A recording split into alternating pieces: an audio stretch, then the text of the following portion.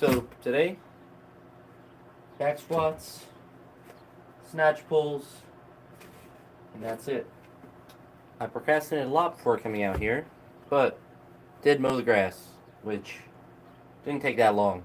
Which is not a reason for me to be that late out here, but um, also it's a little chilly. It's so beautiful out. It's so nice out, yet it is very crispy. It's like 43 degrees, but it looks. If you look outside, you're like it looks like 65 and sunny. Then you go out and it's just crispy. But it was warm enough and sunny enough and dry enough for me to mow the grass, which was very nice to do because it's very long from the torrential rain pour that we've been dealing with in southern Ohio.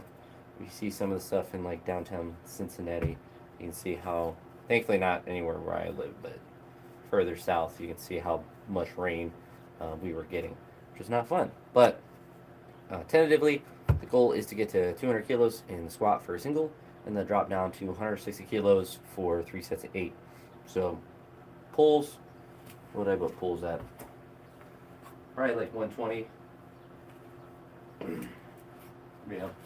About 120 for 3 sets of 5. So, I have that. I'm going to start moving the bar. I don't know how my body's going to feel. Yesterday, I didn't feel bad, but definitely is feeling the effects of the heavy deadlift attempt from Saturday still. And I didn't have, snatches went pretty decent, but I definitely didn't have the speed. Didn't have the aggression.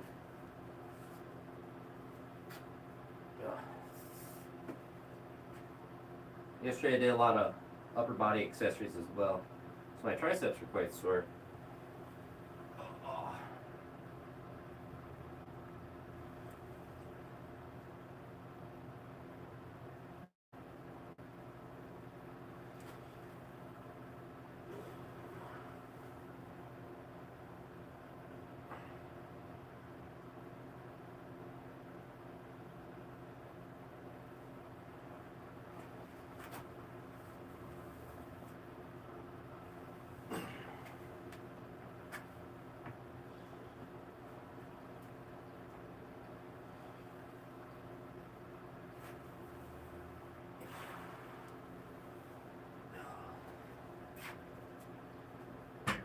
We're gonna do that for a little bit.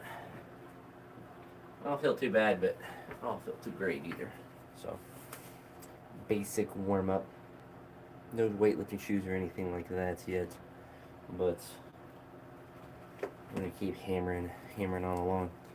I have my dance shoes ready to go, but hello. I'll do that a couple more times. Left knee feels really good. Right knee does not. So try that again. Warm up, boss.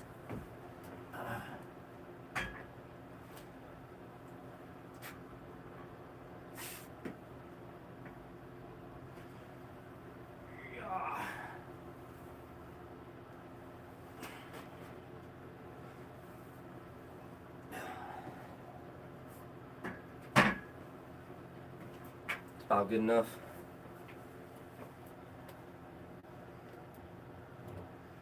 I don't think so.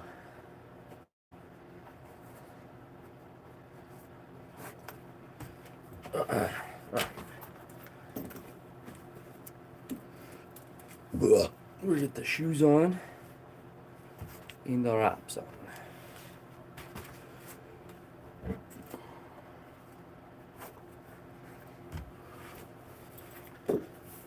Whew.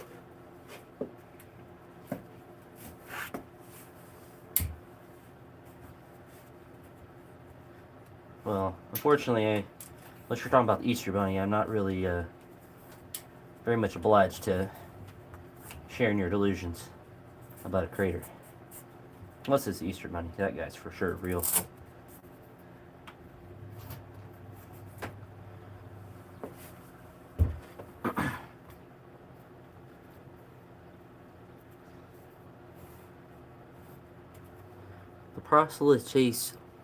The proselytizing, or however you say it, on YouTube Lives is comical.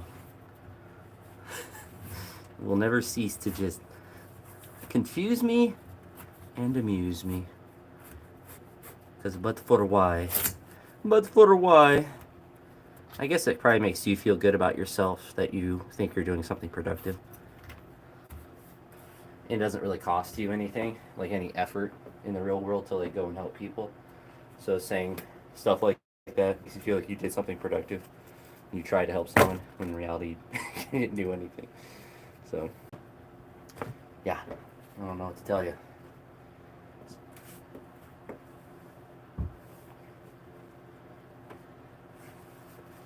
If it makes you feel good, I guess it's okay. But lots of bad things that you can do that feel good.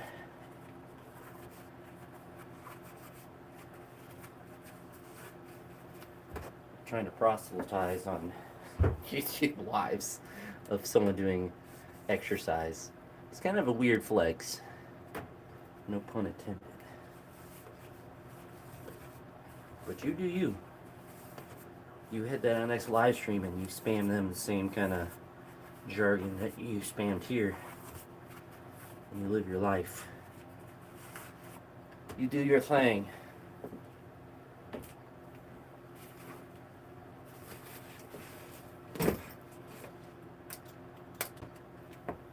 Alright.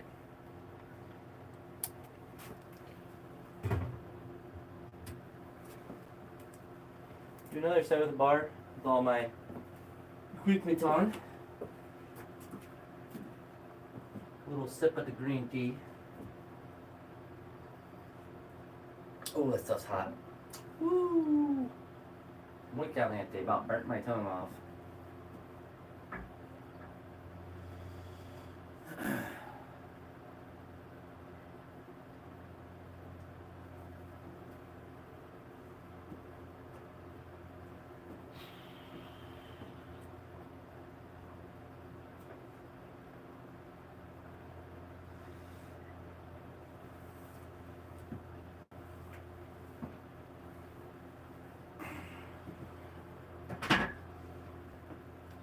Doesn't feel too bad. I feel like I can do a little bit more than the bar today. We will see. We will see.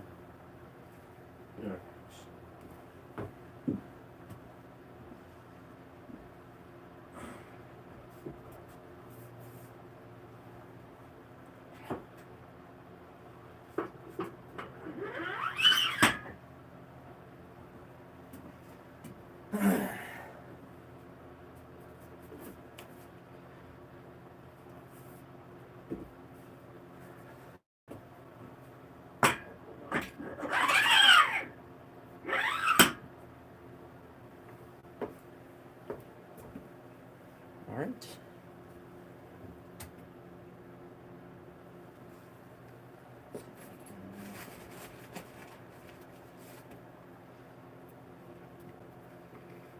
I'm gonna cheat and use music.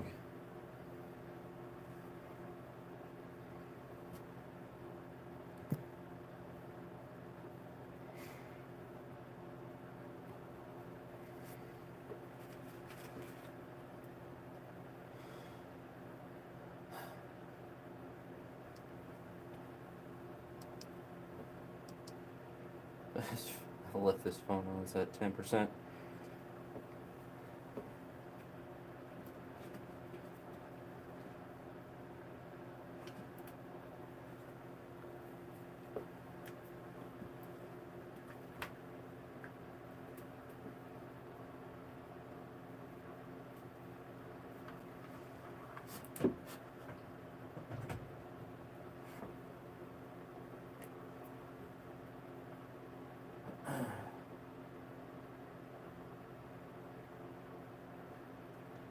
Alright.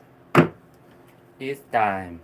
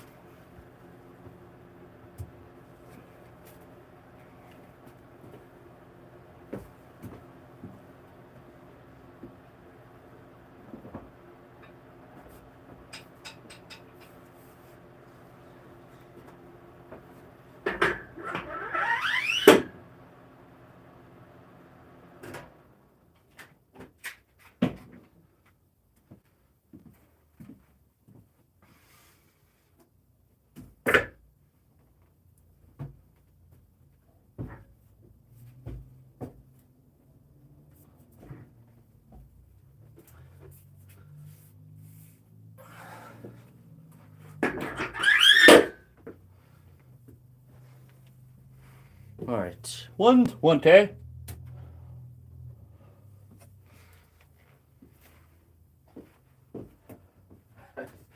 But this will be hot the whole time. Yep.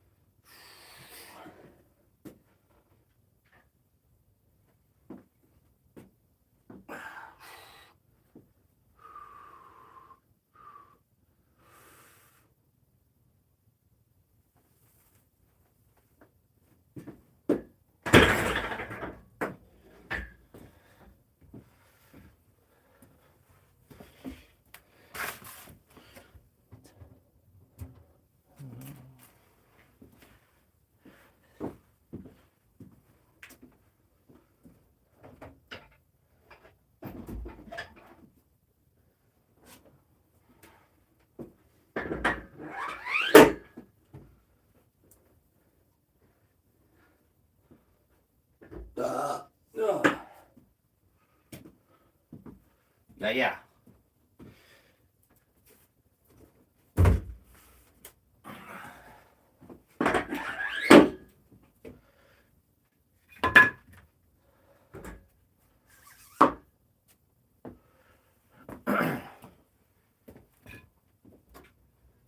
Yeah, set my tea over here so I can take the lid off.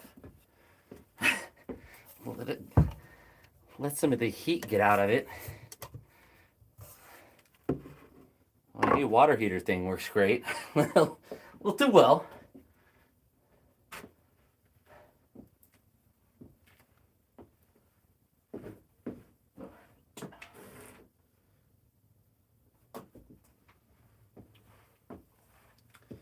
Should feel pretty decent today. Probably need a little stinky, but not stinky enough to make me not confident.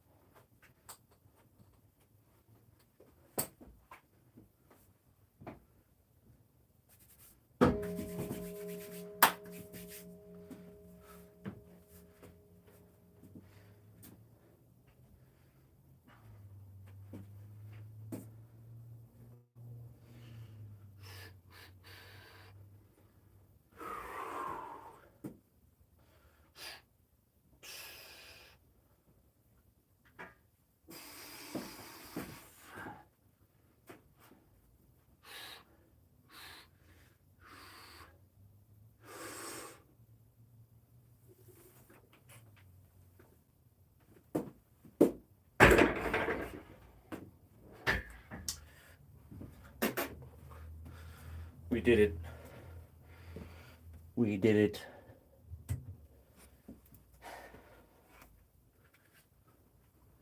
Message retracted. Message retracted.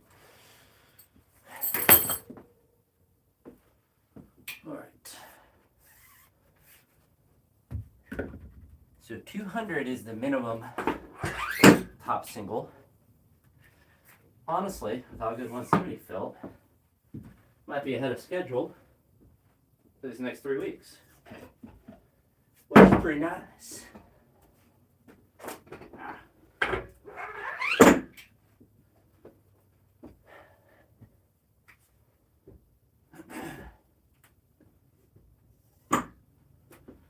So if this moves well, then we go up to 215. If it don't, then we don't. I'm gonna redo the wraps. But usually that jump from 120 to 170 is a really good indicator of just how the weights are feeling. I felt a little heavy on racking it, but the speed on the rep felt really good. I didn't really feel like I slowed down or I got like stuck.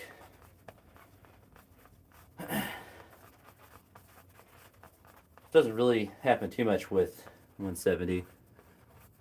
I don't have any biceps, so I don't know what you're talking about.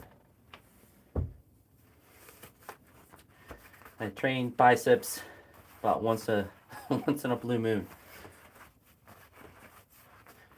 Once you're talking about my biceps femoris, my hamstrings, those bad boys get lots of work. But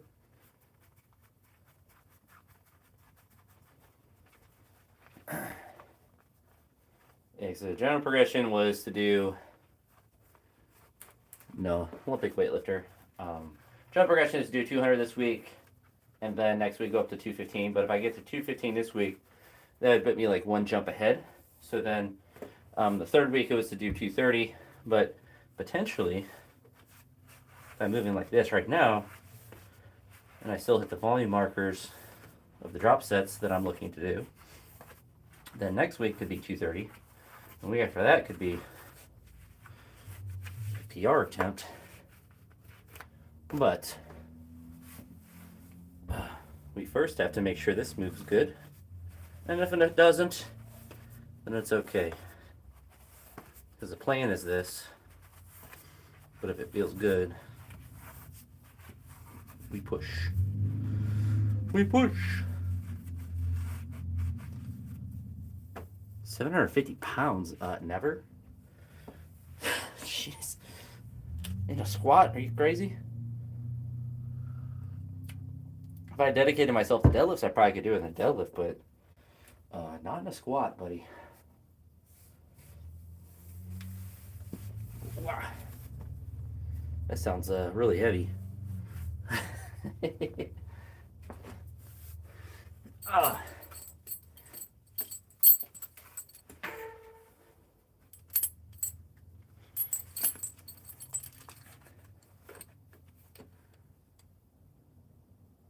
I mean, you can want to see it. It's never going to happen. I can guarantee that. Yeah, squat for sure. A deadlift if I cared enough to push it that hard, but I don't, so 700 pounds would probably be the limit of what I would try to do ever. Unless it keeps going up, but I don't train for it specifically, so at a certain point it's not going to move. Ugh. And that could be already now. Like I could have already done my last deadlift PR. 310 or 482 or 4 whatever it is quite a heavy weight for me.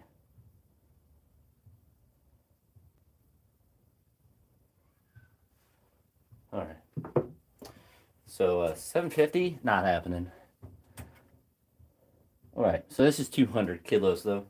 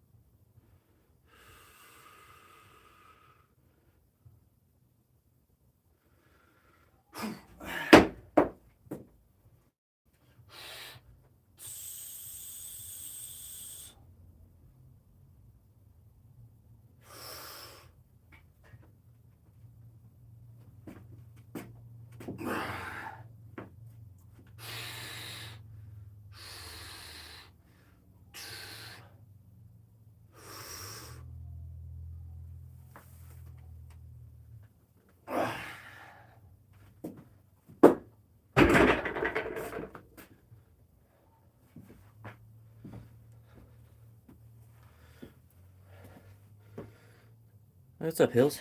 Speed on that was pretty good.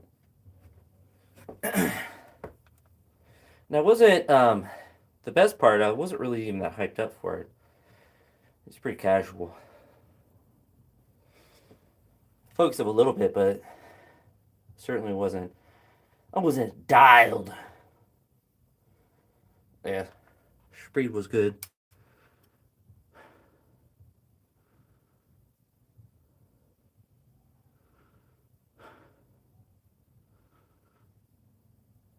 It's a weird thing to say.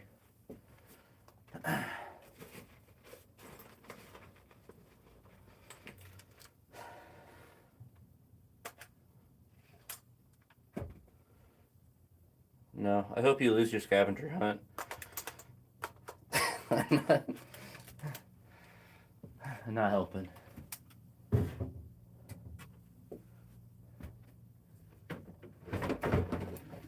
Hope all your wildest dreams don't come true.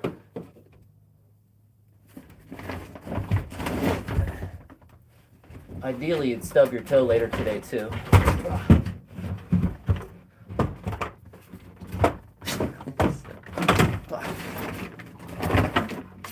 A vacuum back here. I don't think I've used that since I lived in an apartment. So my roommates had one.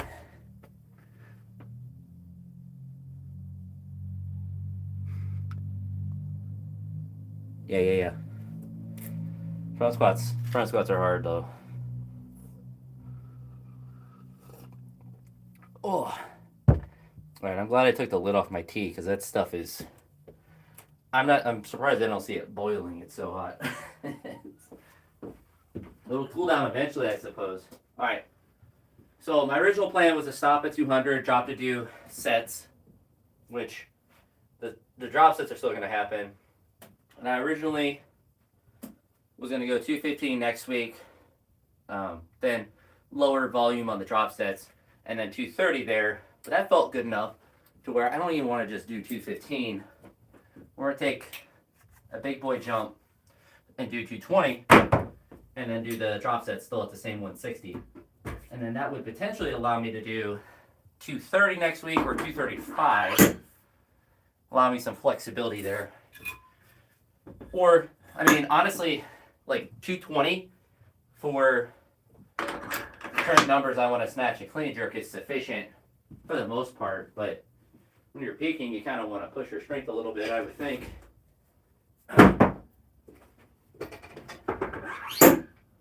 And it's kind of motivating to kind of push it a little bit and not just do the same weight each week, even if it's enough. But this one might be a challenge. Might be a slight challenge. But we're gonna do it.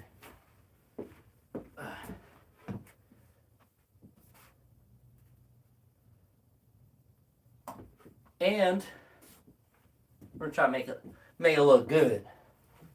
This is what, 484 in freedom units.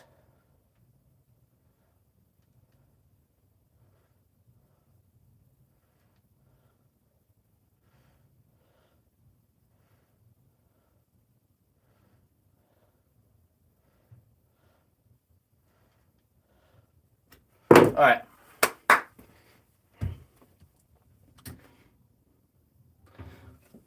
If I make this, Daniels, you got to hit 225 next week. You got to stay ahead of me in pounds with my kilos.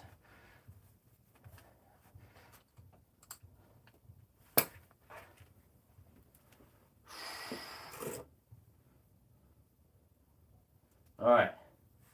Yeah.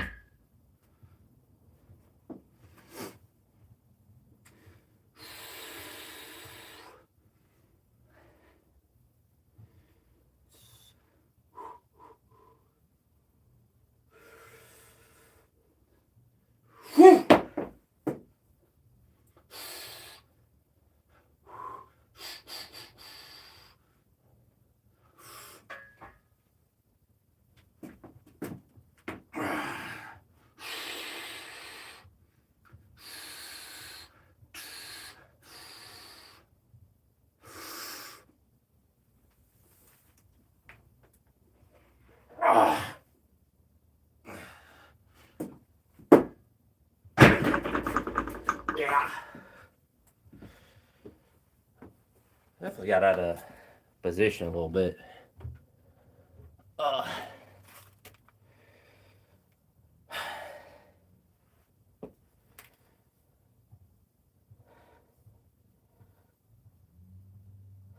See, on video, it doesn't look as bad. I felt like I was like. See, once you live for enough years, when you get slightly out of position, um, you feel like I legitimately felt like I was at perpendicular. I mean, I was parallel to the ground with my back. Like that's how far pitched over I was. But instead of just being at my normal angle, I was just slightly more. And like it legitimately felt like I did a good morning on the way up, which is hilarious. It didn't look terrible. It looked like a heavy single, which is about what it should look like. I guess I was hoping to maintain my positions a little bit better, but redo the wraps, drop down to 160, and do some reps. But didn't fail it. Moved it pretty decent. Better on video than how it looked, or how I should say how it felt. So we have that going. And then 3x8. And then next week be 3x5, and then 3x3.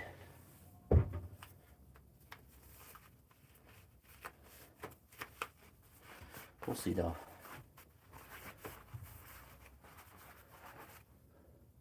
Yeah, you definitely gotta hit it.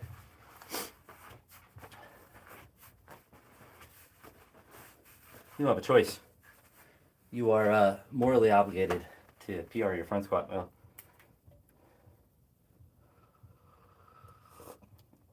All right, it's slightly losing temperature. It went from boiling to just off a boil. But, yeah, so like for a competition, I like 220 to move kind of how 200 did. So it's not necessarily that I need to hit a certain top weight.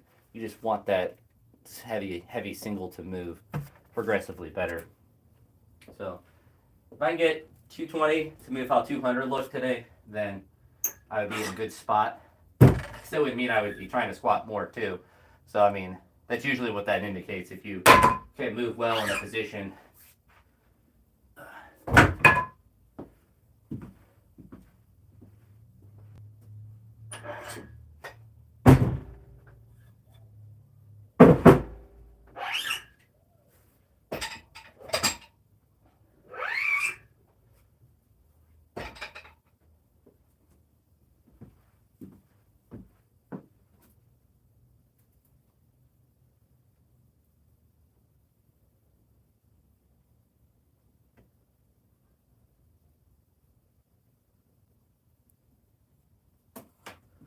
All right.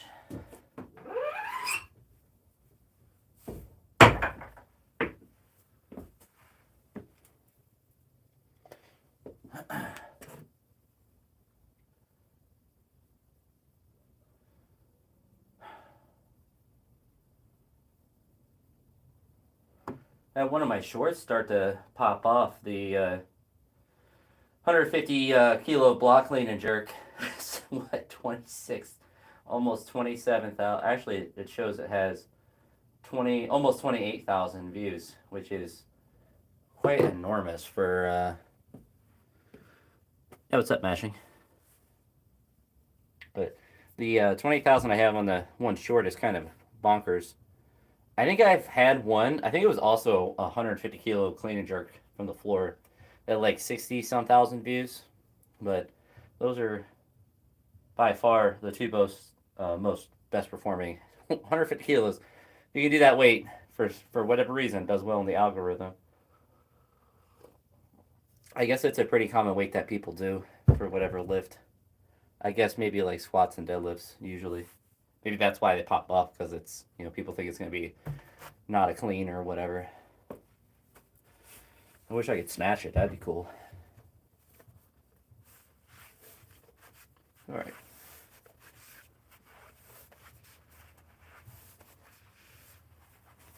Well, they're not in here right now. The German guy is only there for that one time. Cornell usually just comes when I play chess.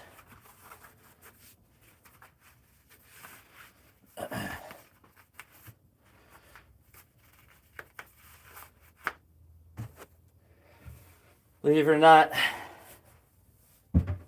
probably has better things to do to watch me lift weights. I would say there are a lot of things better to do.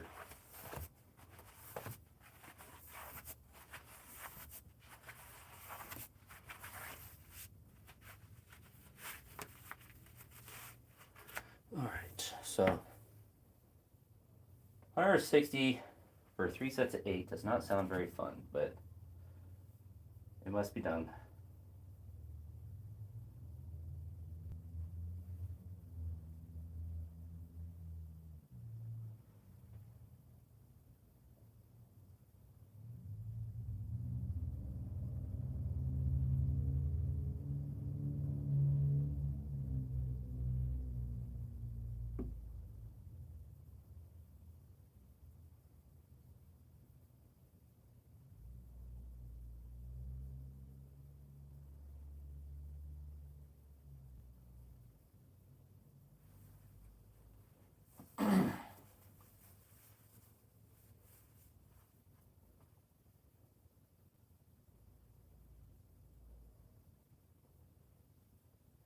LGBT. Historical markers. That's fun.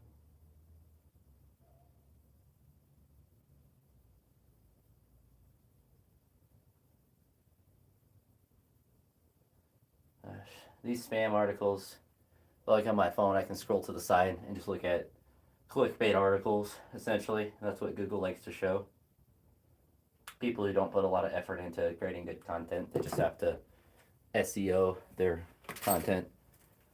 You won't believe what happened to, and then it's ... or some shenanigans like that. I was just scrolling, like I just said, just scrolling articles. But there's no reason to click on any of them because they're just trying to farm you to make you watch ads, and they don't actually provide anything valuable. Sometimes it has local news, which is interesting. It's harder to clickbait stuff that's local because they have to actually have something there most of the time. Otherwise, it's irrelevant to most people. But all right, I guess I'll do my sets. I'm not happy about it.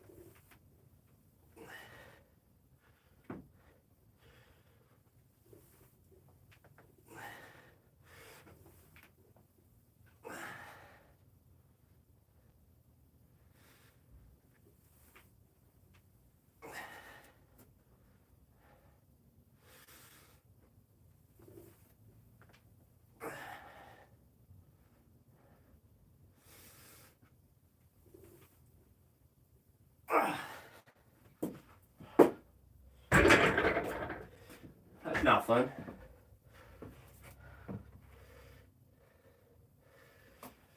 This would have been easier if I was stronger. Oh.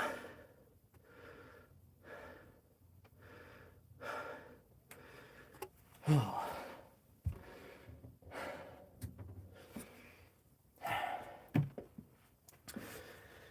Not as bad as the 10s,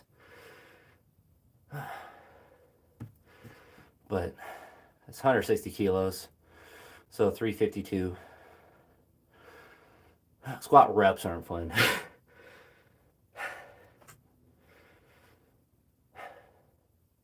It's annoying because like the whole set was difficult.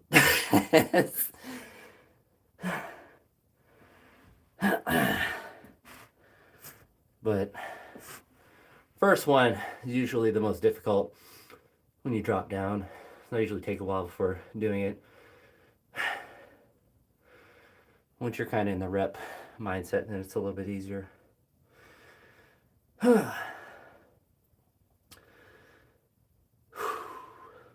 But that was one, so 2 more.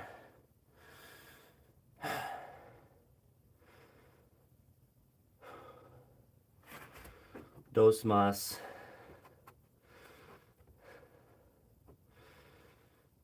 And then some pulls. Which I have about 3 sets of 5, but they might just be 5 sets of 3. Because sometimes the straps feel kind of weird to hold for high reps. Even for triples. I guess I'll do another set.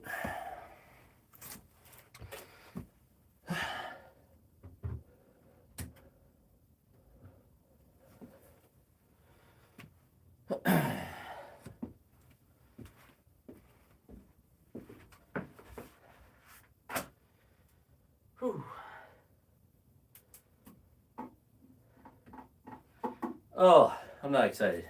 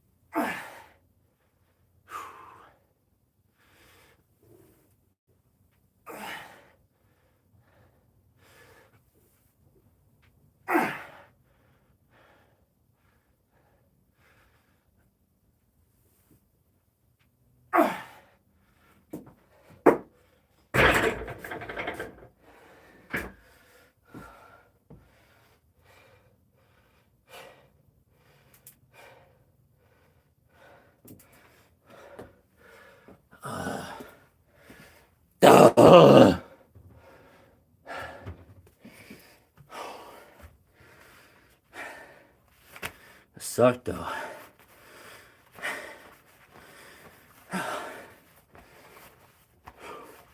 Redo my reps. Give myself an excuse to rest longer. That one definitely felt better. I was in a better rhythm. Oh, thanks, Corey. One more. And then we do pulls. Oh.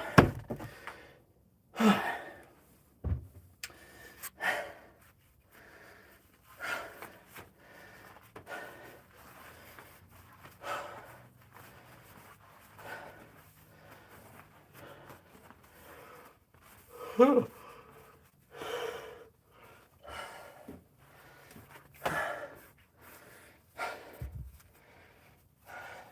day is leg day when you're an Olympic weightlifter. If I lift, it's legs.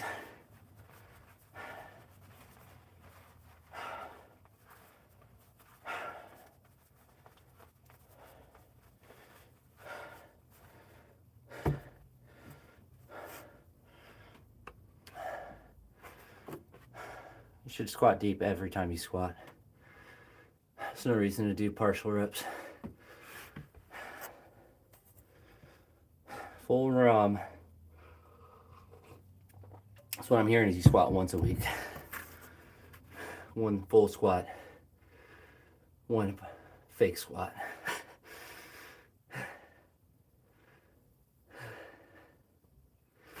So I still don't know what you mean by a power stance. You should just do full Olympic weightlifting ATG squats every time you squat.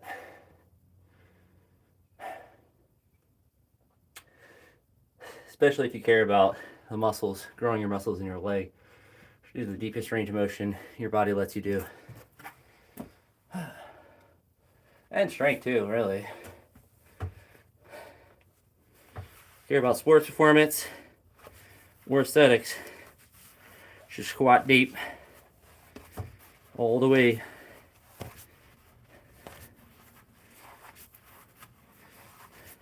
Calling it squatting deep is kind of nonsensical. It's just doing a squat.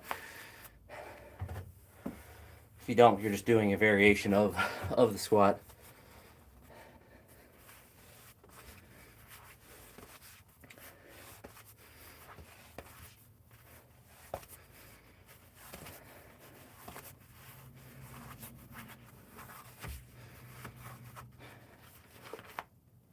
Should suffer like me and do 3 sets of 8.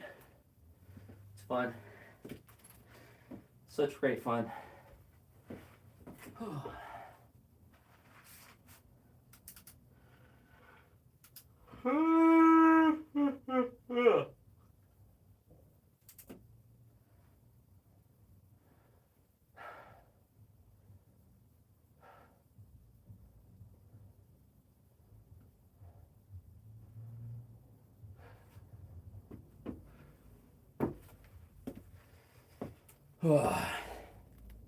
I do not want to do this last set.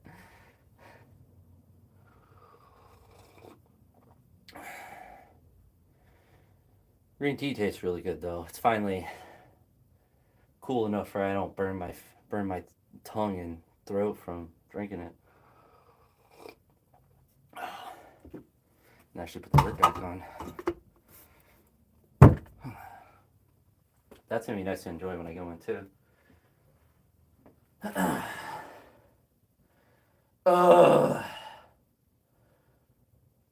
Why can't I get stronger without doing reps?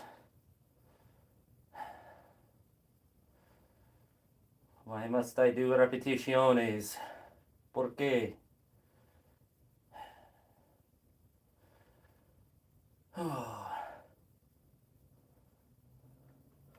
No quiero.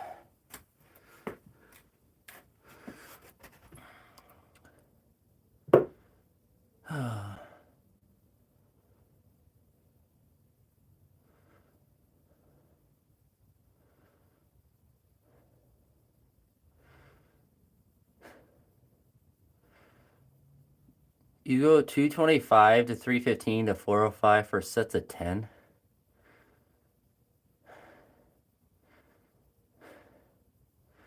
Or are you just saying that's what I should do? Because that looks terrible. that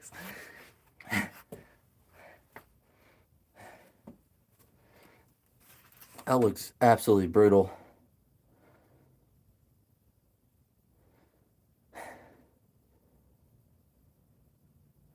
No, I assure you I cannot. I could do not all sets of 10. I've done 190 kilos for a set of 10, but that was like an existential difficulty. I wouldn't be doing sets of 10 to warm up for that.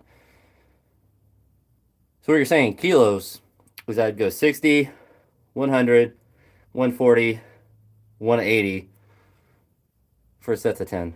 That sounds brutal. And then 130, 135 pounds for, yeah, that too.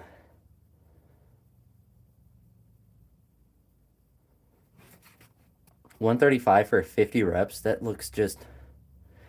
just junk. Like, it's not going to get you stronger. If you're a bodybuilder, that might be fine, but there is literally no reason for me to do something that drastic unless I want to get rhabdo or something.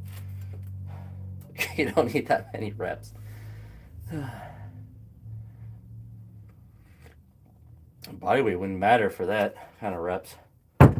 That's just, do you want to get rhabdo? Like, yeah, it's just, because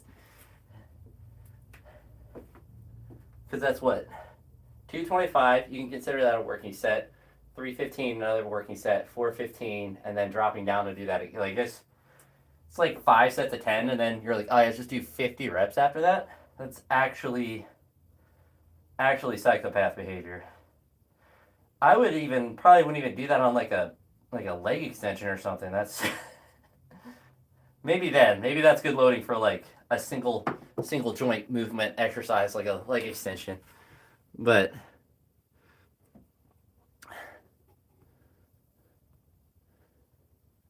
yeah, going a pyramid of 10s, that's not Sigma grind set. That's just, you don't like your life. I'm not disagreeing that hypertrophy is happening. I'm saying rhabdomyolysis is happening as well. I'm saying rhabdo is happening too. 3 sets of 8 is giving me plenty of hypertrophy. That's too much volume, especially if you want to do anything else in your whole week.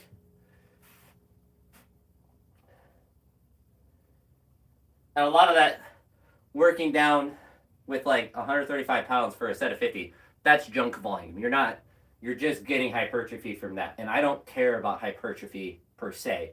I care about getting stronger. And if you're doing 135 for 50, you're just pumping blood into the muscle. You're not building any muscle. I mean, you are, but like, you're not building the muscle that I kind of want to build, functional muscle that's going to add kilos onto the bar.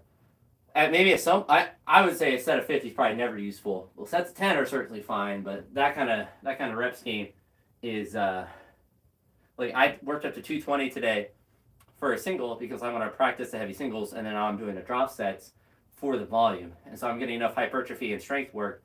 But doing like sets of 10 or a set of 50 like that, it's pointless.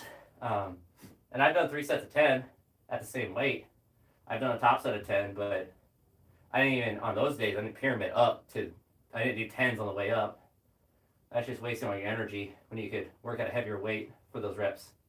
So I'm not against sets of 10. They're great, but if you are doing a pyramid of 10s up, you're just wasting all your energy on the building up sets. So you're not going to get as heavy as that. I guarantee if I went, actually you said 80 kilos on there. So I went 60, 80, 100, not 120, just right to 140, which doesn't make any sense for your rep scheme anyway. So it'd have to be 60, 100, 140 to be consistent with the jumps. But even if I did those exact jumps, went 60 kilos, 80 kilos, 100, 140, 180, like, I'm wasting all the energy on those 60, 8. Like, why would I do 80 kilos for a set of 10? Like, I can just do 100. Like, it's not, that's junk volume right there. Really, like, on the building up, doing a set of 10, when you're going to go heavier. If that's all you're going to do, then that's fine, but I'm not going to waste all my energy on a set of 10 with 225. I'm going to waste all my energy on this set of 8, though. Oh!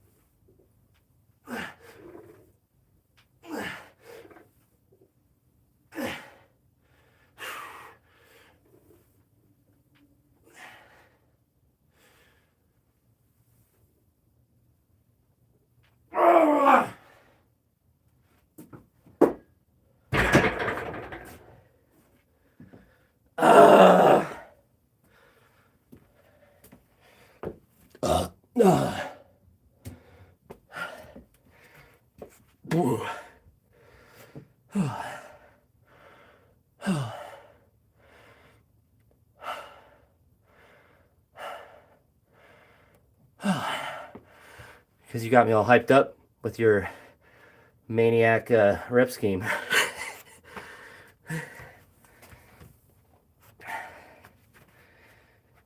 Reminds me of the pig squat workout. Look that up.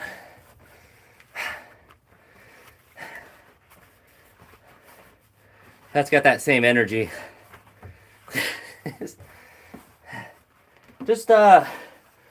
Just murder yourself in volume.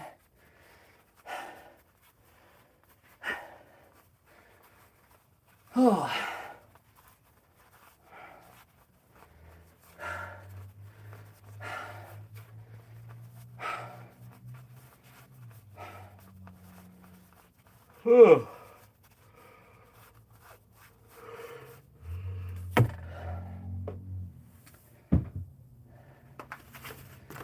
Pulls are not gonna, I mean, that's why I always do them last. It literally doesn't matter how I feel, I can do them. People who do pulls before squats are actually superheroes. I don't know anyone does that and squats well.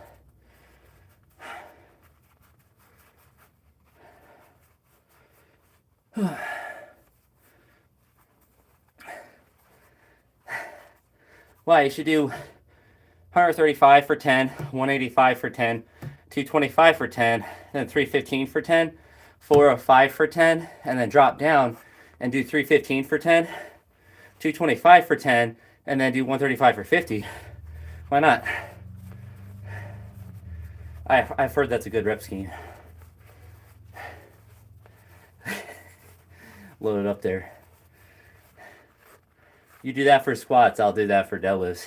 I mean, you do that for deadlifts, I'll do that for squats. Even 135 pound deadlift for 50 reps, that was just absurd.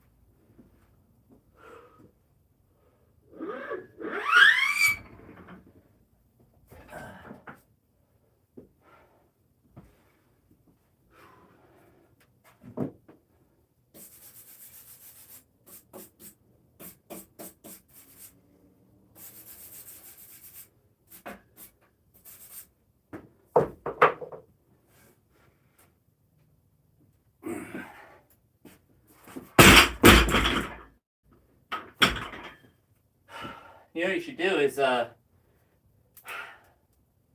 some German volume, some 10 sets of 10.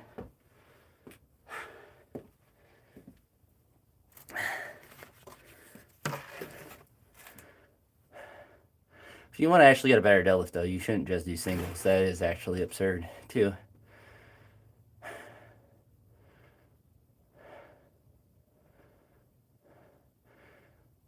And it's also, that's not correct to say that you are, if you feel that you're not using your back every day, then I don't want you to. But I'll give you an example. So I've had a back spasm a couple different times.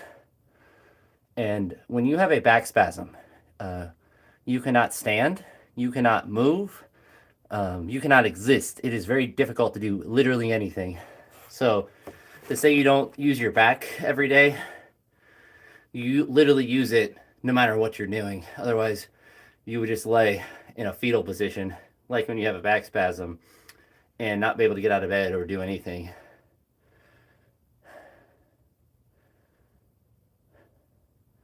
Well, doing a pyramid like you're describing is not a way to get stronger. So that's a way to thrash your muscles, but my goodness, you're not going to get stronger doing that.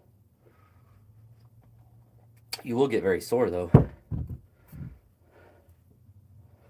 You have to vary your rep scheme, but I would argue doing sets. If you want to do sets of 10, do sets of 10, but build or warm up and then do them, not do sets of 10 with light weights. You're just gonna fatigue yourself for the sets that are more important, that are gonna be more stimulative than the light ones. Because it doesn't matter whether you can physically do it well or not. It's like I could do the bar for 100 reps, but then I would squat poorly after because I would be fatigued from doing them. And it wouldn't matter that it's just the bar or whatever. Certain point, physics gets in the way. All right. But these are snatch pulls, not Romanian deadlifts.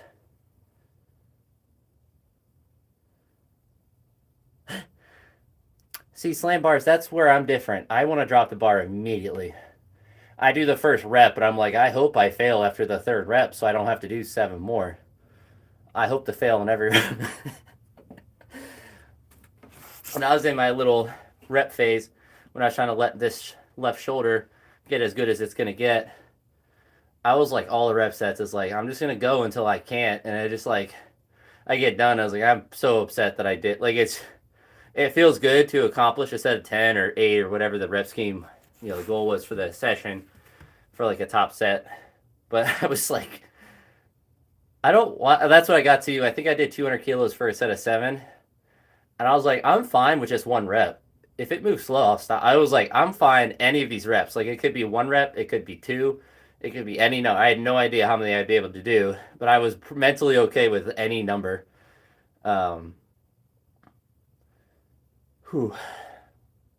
They're terrible, but when I wasn't pushing the weightlifting movements at those times as hard, because I was trying to let my shoulder get good, it was easier to do, but it wasn't easy in any sort of like literal sense. It was just easy. Like if I were to try to do like that now and normal weightlifting training, like it would just get in the way.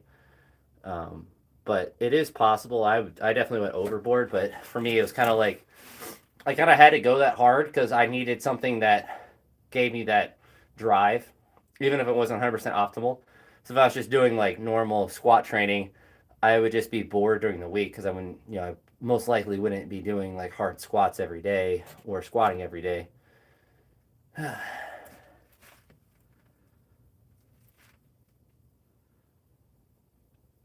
Brother, I've been taking creatine since I've been like 15 years old. I think I don't know when the last time I didn't take it for a while, but I know for sure when I was probably like 20 or 21, I was 20. In the summer, I was a camp counselor for 5 weeks, so I didn't lift weight. That was the last time. So that's like 11 years ago where I didn't lift for more than a couple days. I think.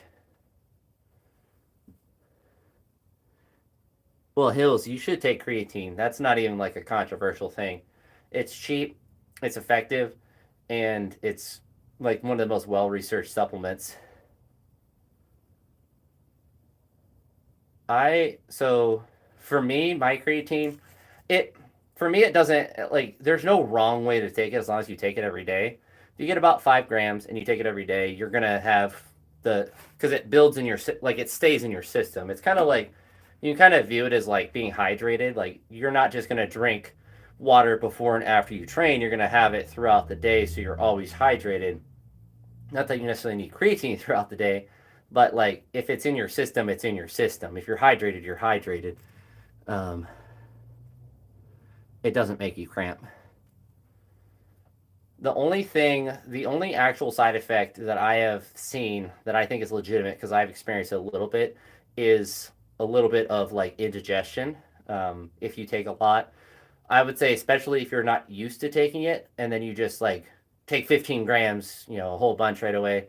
But it's similar to like if you have a bunch of whey protein and everything like right at once, like you're probably gonna have some stomach, even if you're not lactose intolerant. Like if you have 4 scoops of whey and you don't normally take whey, like you're probably gonna have some issues. But Once you have a tolerance, not even like a tolerance, just once you're consistently taking it, you don't have any issues with it. But um, yeah, well, that's the nice thing too with creatine. You're not really gonna overdose it.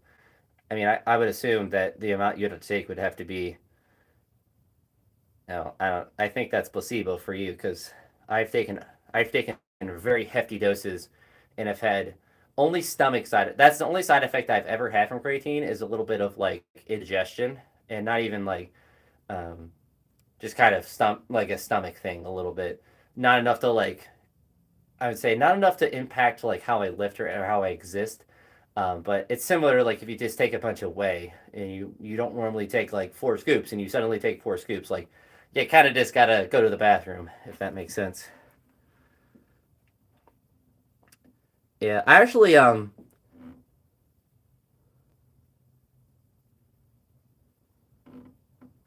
yeah, but creatine's just like Slime Bar said, it's there's not just lifting benefits, it's just good in general to have. And everyone has it if you eat meat at any point or had to eat meat, you get some creatine. So it's a natural thing. Like it exists in nature. But for me, my creatine I actually put in my pre-workout. So for whatever reason, it mixes better because I have a big thing of water and throw my pre-workout in there and my creatine. And for whatever reason, it stays mixed pretty well. But then I don't have the grittiness. I don't notice it really at all. If I take it just in water or just in something else, I do notice it even though it's unflavored, there is a flavor to it. And the grittiness, I totally agree. Because I think the other day I threw it in my coffee. Like I had a little bit left, so I threw it in there just to like not dry scoop it, and it was difficult to drink. It was not good. But in my pre workout, I don't notice it at all, or at least I get like a shaker cup, and so I don't know how much, just a regular shaker cup, but I don't measure. I measure how much pre workout. My full scoop is 300 milligrams, and I usually do about a half to 2/3 of that. So I never get the full dose unless it's like a heavy session, and then I'll throw that in there. But for like normal days, I usually get closer to a half, or at least eyeball it. And my monkey brain's probably like a little bit more, not gonna hurt. Whoops, but a little bit more. So probably get on average probably still about 200 with my pre workout. But then oh, excuse me, I keep burping. The creatine I throw in there as well, and I think with the amount of water I have in, it just works well together. But uh, yeah, I just get unflavored creatine, and I just get it mine from Walmart now because it's the cheapest. It's too cheap to process to make fake creatine, and coffee's good. I drink coffee, so the reason I like pre workout personally, like if I just like today I could have had coffee at the house. The issue I have is I like to take.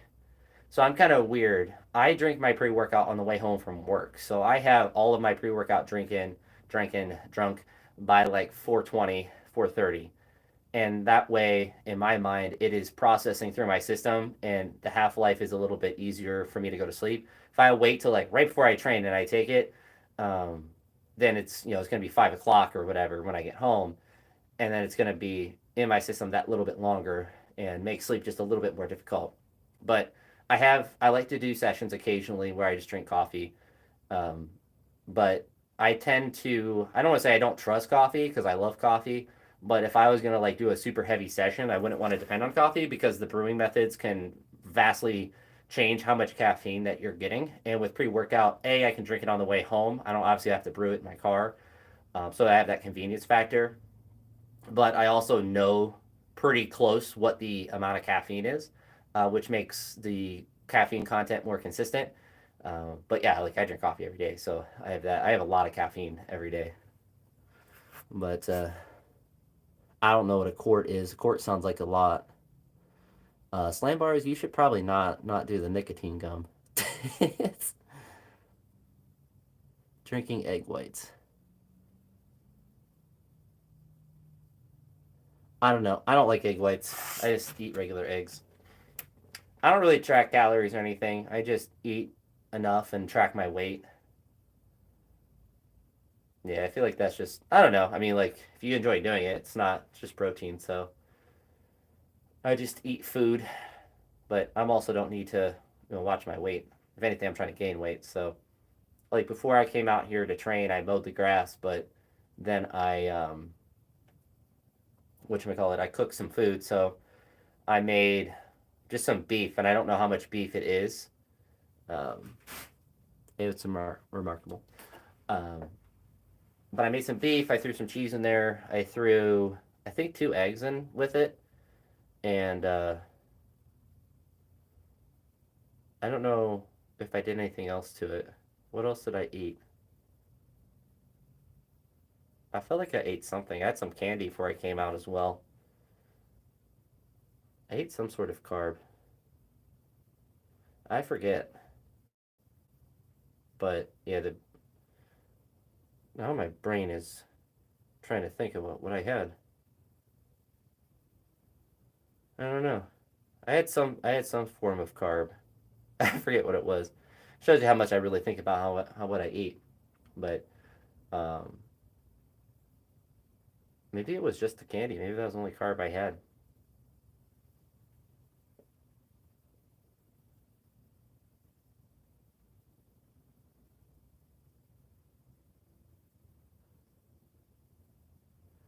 I don't know, Corey. I don't think that deeply about food. Just I just eat normal food.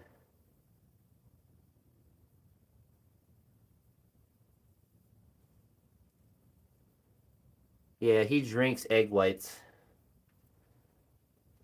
I don't. I've actually never. So that's like a bodybuilder thing to like drink an egg or something. I've never done that because that just grosses me out. I just eat food. But I think I mean if you enjoy worrying about the nutritional stuff of what you eat and counting all of that, then I don't think there's necessarily an issue with that.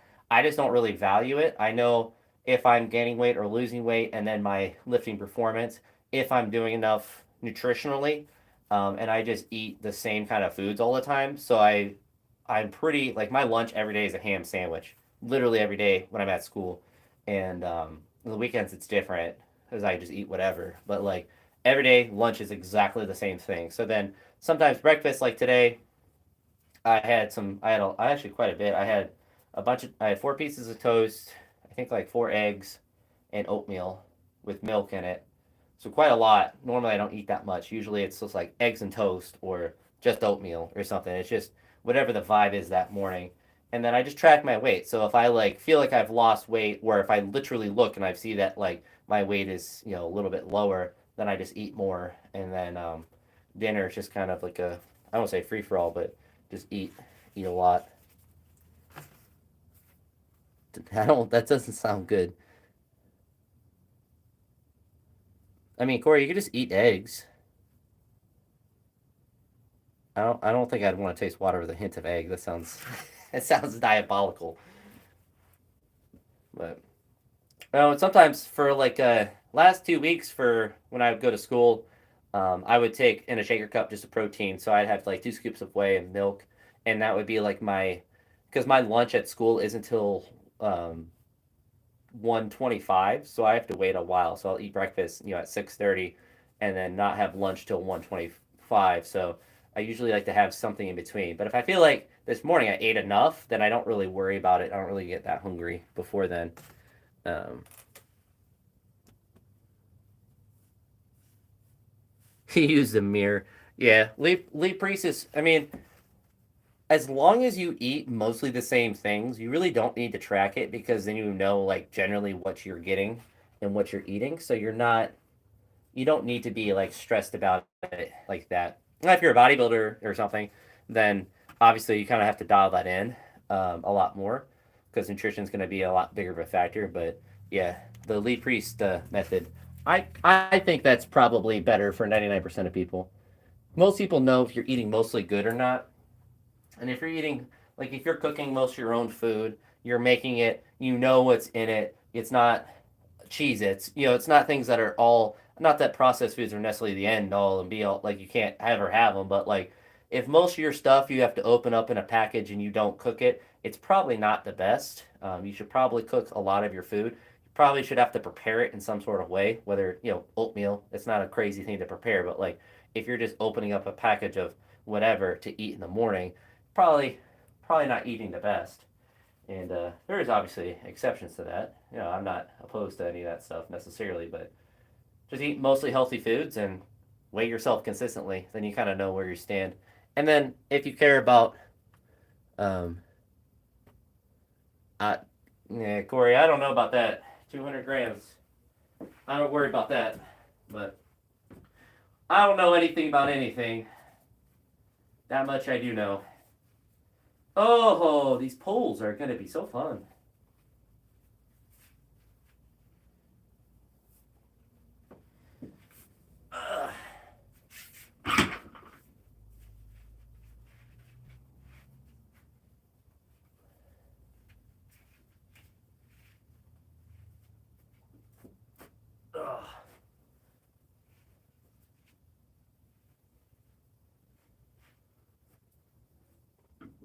They're good for me. I should do them. This is where I'm bad though. If I do squat reps like that, and I probably honestly, the way I'm built, get away with not doing pulls a lot more than other people. Like I'll be like, I did reps. I don't need pulls. I use my back too much on squats anyway. Oh, but it's good to practice.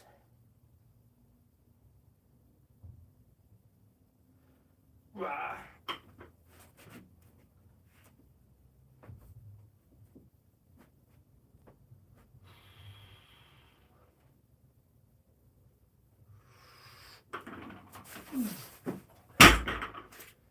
I thought those feel worse on my knees.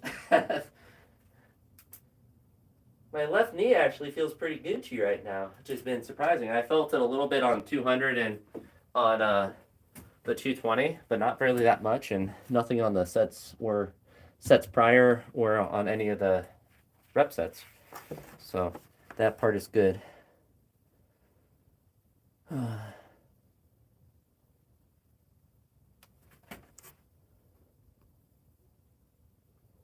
Who are you? Hills Daniel, who are you talking about? Oh, Lee Priest.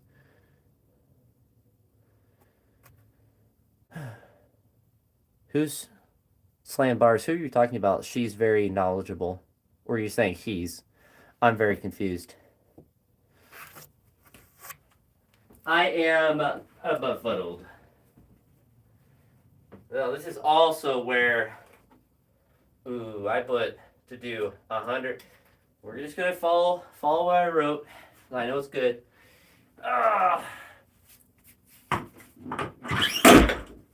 We're gonna do 100, 120, 140, and then go back to 120 for.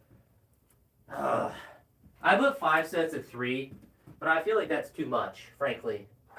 And I'm trying not to gaslight myself to say that because I'm lazy.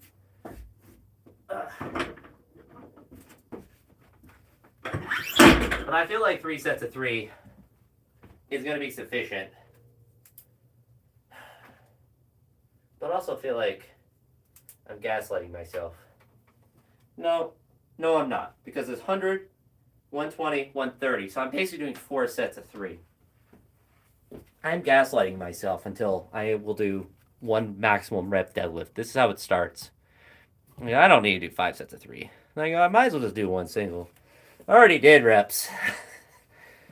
And suddenly I'm doing a snatch grip deadlift PR for no reason on a Tuesday afternoon. But no, we're going to work up to 140.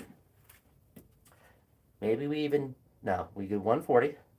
We have to be smart with pulls. I can be aggressive with squats because I'm bad at squats. If I'm aggressive with pulls, I attempt a 305 deadlift like I did on Saturday and make myself sore for a week.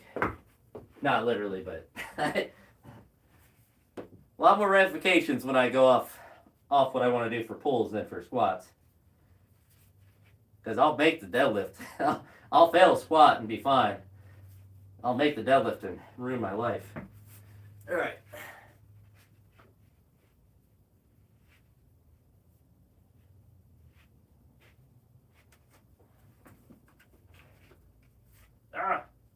Not the strap. No. Oh, gosh. I messed up my strap. My life's over. There we go.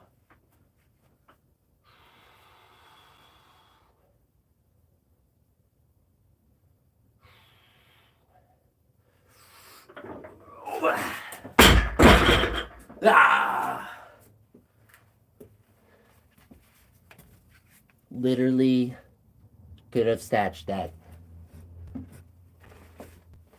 Sometimes I think, like, what would happen if I just did a cold snatch with 100 kilos? I'm pretty sure my whole body would explode. Like, I'm pretty sure that I would just poof in the dust. cut that out. No, this is actually where I like these straps better. I don't know what it is about that bar. There's a little bit of knurling. They keep catching with the Iron Mine straps. And I used to never have that problem with them. And I don't know what it is. I don't know what it is, but it drives me bonkers. These ones don't. I think it's just because they're smoother. But for pulls, they're fine. They're not as comfortable for like the full lifts. Well, we're for sure getting a single. I just don't think I want to do the 5 sets of 3. We're going to do this 120, then 40. And then 3x3. But I think I have the structure of what I want to do for these 3 weeks set out. But stuff like pulls, they're more subjective because I can play around with how I structure them. The big things like the heavy snatch clean jerk day, the squats like I did, like those have to be more like on a certain day. But pulls I can kind of play around with a little bit more because I won't say they're not as important, but they're not as important for me because of the way, because they're easier. But I think what I would like to do is them more frequently and not necessarily do one heavy day or heavy rep day. So we'll do this 120. We'll go do 140. And then we'll do a quick 3x3 at 120.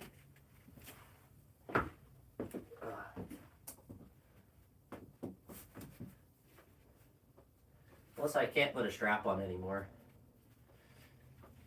Then we'll just quit lifting.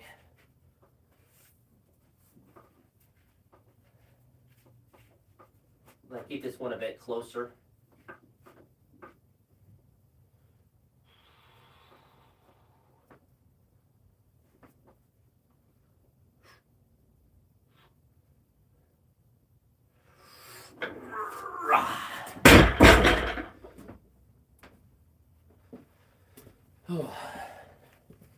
I actually don't think my body would let me cold snatch 120 or even attempt it. 100, I could probably do like a fake attempt and throw it up. 120, I don't think my body would ever do. I strictly do Olympic weightlifting, and I don't watch how strongmen train. I see what they do in training, but I don't emulate anything that they do really. They do a lot of steroids. That'd probably help out my lifting a little bit.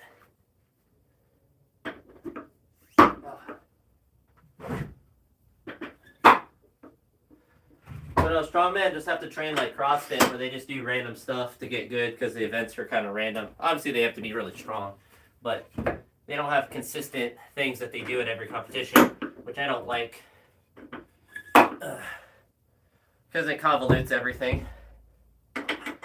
So when I was a kid, I'd watch strongmen when it was on TV. Zagrunas Savitskas, I think was his name. Big Z. But it was nice, like even as a kid, like the events were all the same. Like they were consistent. You'd always see the stone. You'd always see them lift a car. You see them do the presses and the squats and stuff. So like that stuff existed. Now it's just like I don't know. I don't find it that interesting, frankly. It's cool to see some of the big lifts. Like I like the behind the neck jerks that they do, but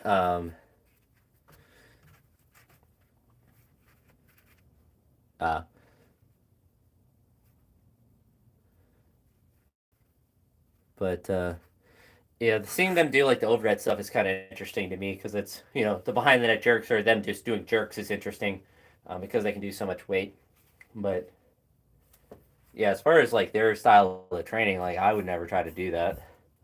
I don't think that sounds very fun. Because I don't even know, like, you'd have to train specifically for a specific competition that you're doing. It would change for every competition. So you would never, I guess, I mean, I'm saying things that other people would like you'd never be able to do the same thing. You'd always have to be changing. And I say it like it's a bad thing. Some people would be like, that sounds awesome. And I'm like, that sounds horrible. Why wouldn't you want to do the same two lifts every day forever and never vary from doing those? To me, that's why I like weightlifting. It's the same thing all the time. But um, some other people might want to have variance.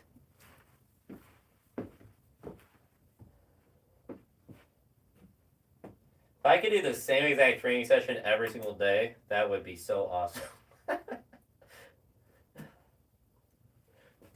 I obviously my body get worn out, but like physically, if I could do that and progress, that would be so easy mentally, and I would do it every day. Like, you just snatch, clean, jerk, squat, pull every single day, and get stronger. I would, but eventually, that doesn't work that well. And in some sense, it is fun to do like variations each day, and not just do all four of the main areas.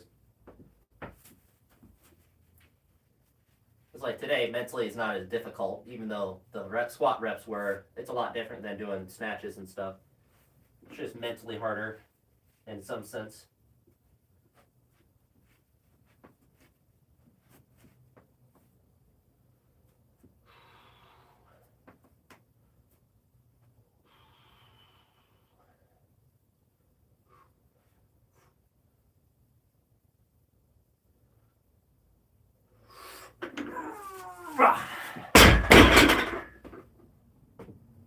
Pretty easy.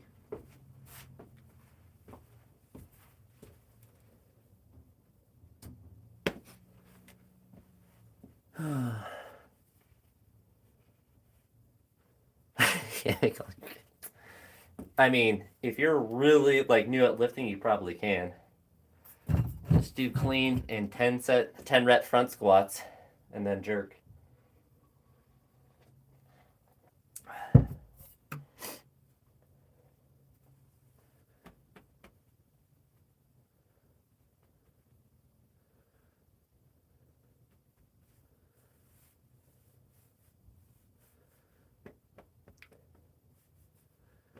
I mean, it's only high risk if you load it wrong.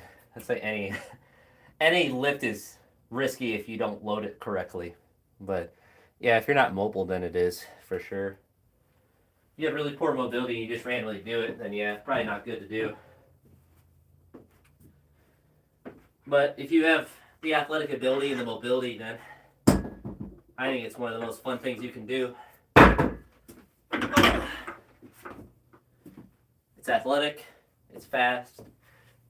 To me, I get the same feeling from snatching as I did when I played baseball, with the difficulty of throwing a baseball accurately and aggressively.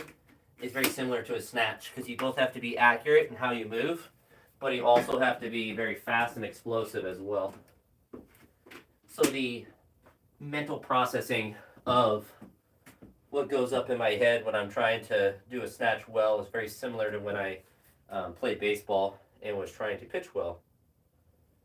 So that part I really like, and I only get that with a snatch.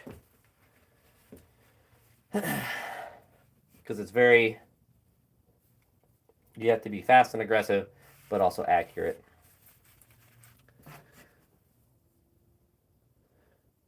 I have no idea how to train for strongman, Matt. I think the best thing to like do it is just to practice it.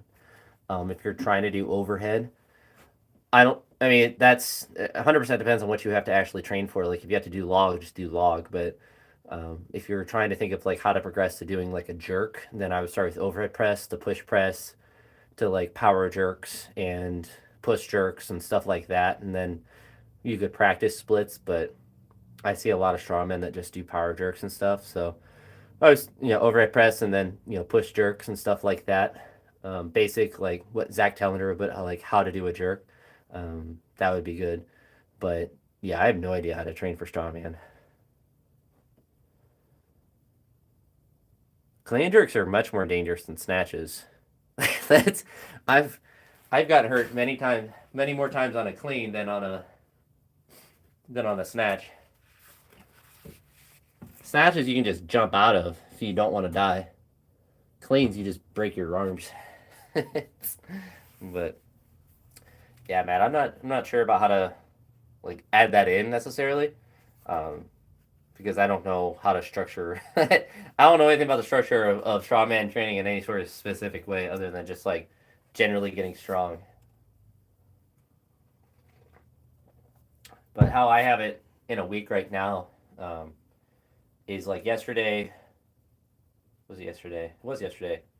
As far as overhead stuff, I had power clean plus push press, which is more focused on just trying to combine those two movements. And then today I don't have any overhead stuff, just stretching. Um, and then tomorrow will be a lot of overhead stuff, so I'll do some push press. Right now I want to do more split jerk, so my push press will be a little bit lighter, and then split jerk, and then some overhead press to end. So like for me, it's more the push press has a lot of carryover for me for the jerk because of the leg drive.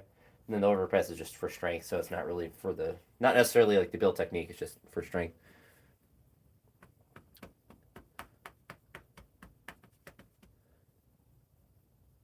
Yeah, clean and jerk when it goes over.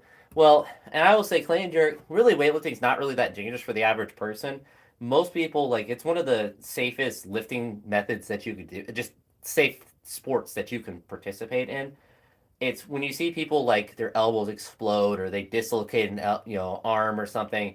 It's very common with very high level weightlifters who are pushing their bodies to the absolute limit, but also are on lots of supplementation that pushes their body beyond what their body can do, and they probably have lots of pain that they are using other sort of means to mask so they can lift at a competition, and so then they just end up exploding. I'm not really worried about like something dislocating or something breaking on my body as far as a joint goes. There's a lot more like soft tissue things that happen. That's more common for most people, I would think. But um, yeah, a lot of that's like I'd only worried about it if I was like on loads of gear and trying to like snatch 180. Then like yeah, stuff's gonna mess up because like with anything, physics eventually get in the way, and your joints can only handle so much weight no matter what you're doing to help make them stronger. All right, we're gonna do a cluster. We're gonna get her done.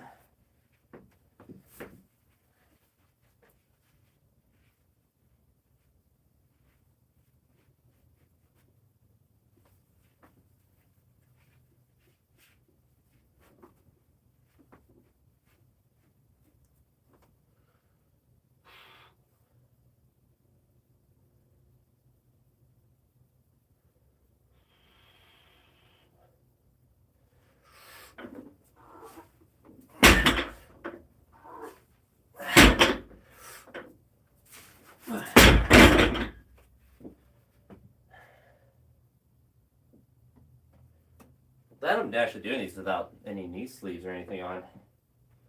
We're gonna try to keep the hips lower on the next one though.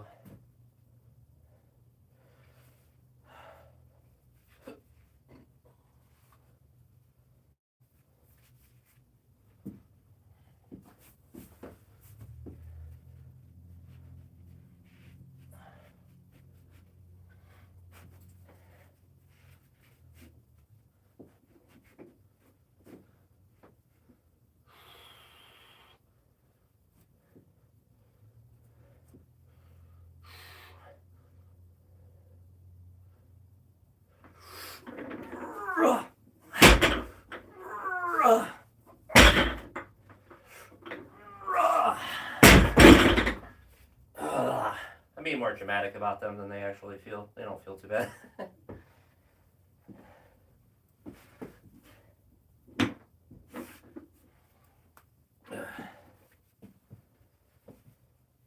All right, uno más.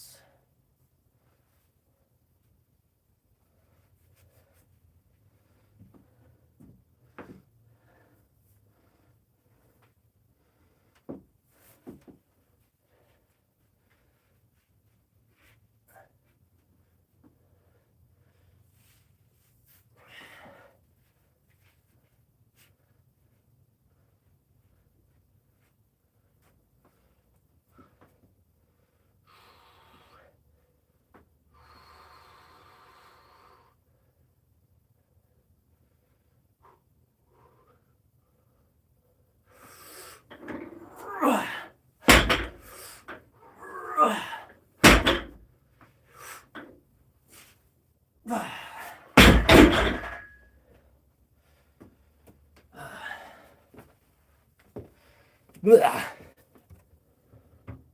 Not too bad.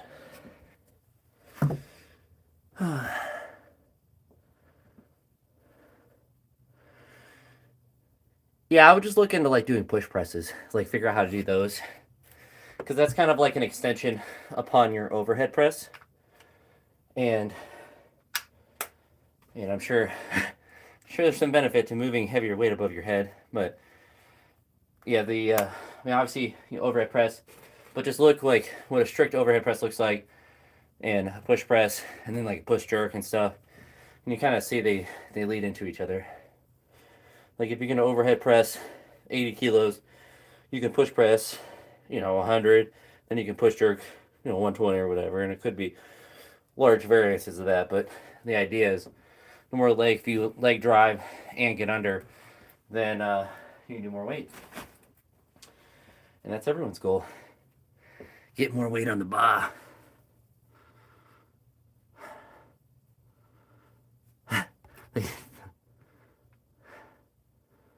Oh, Bulgarians, it's just literally just taking anabolics. Like the Bulgarian method is, it is very, actually, Hills Daniel, you kind of had the best way of describing it. It is very much just throw eggs at a wall and see which one doesn't break. The Russian system is the most efficient and well-researched system.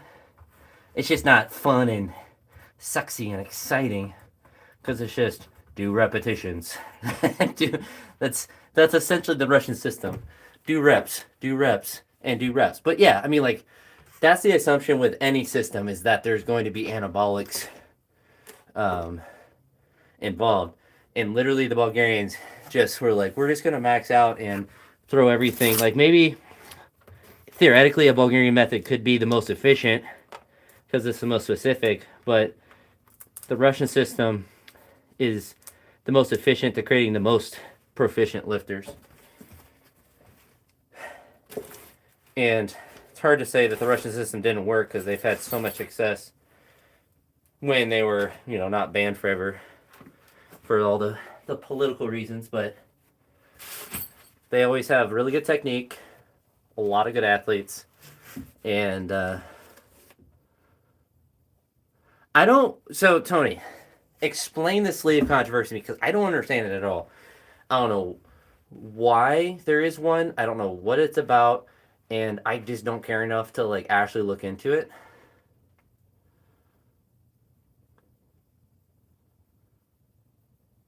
Yeah. Thanks, Corey. But yeah, I don't know. I don't know how to get better at overhead. Huh? If you figure it out, let me know too. But doing it with an axle, I could probably do like 100 kilos. It sounds really difficult. Looks difficult. I just want to look like I'm strong. I just whip the bar. I'm not actually strong.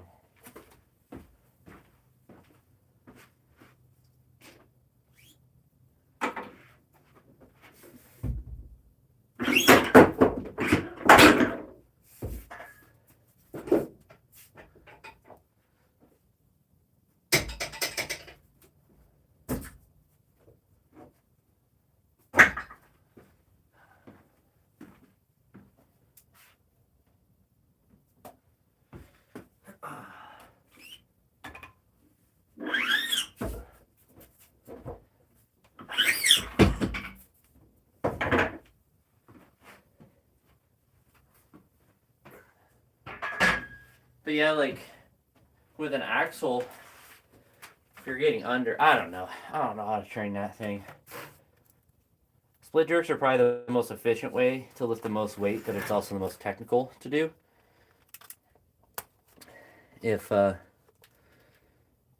Appreciate it, Matt. But it really is just practice. Oh, apparently Inns or some other brands were using polyester in some sleeves after sending that fed sleeves without for testing. So they were creating sleeves that they were not testing before sending or before using. So like they were making stronger sleeves and then saying like, no, these are the sleeves we're using, but the ones people were actually using were stronger. To me, As if powerlifting is any more convoluted than that. That's actually hilarious. You know, people are going to worry about the sleeves when the sumo deadlift is by far the biggest problem. And the um, USAPL tried to fix the bench pressing a little bit, but like you still have sumo, and until you get rid of sumo, like it's not a actual strength sport. Sumo is so much easier than conventional. I love when people are like, it's not. Like, it is. It's a less range of motion. So as soon as you can do the technique, you're gonna lift more weight. I'm terrible at it, and I've done 600 pounds with it, and I do it annually. I do it like once a year, and it was a horrendous deadlift, like horrendous technique, and it was easier because the range of motion was shorter. It's, it doesn't mean people who sumo aren't strong, but it's just like, why is it even a thing? You have width grips for bench press, but not for sumo. You have your feet out as wide as you want, but for bench press, you can't have it out beyond the collars. We gotta have rules for the bench press. We don't want to look goofy.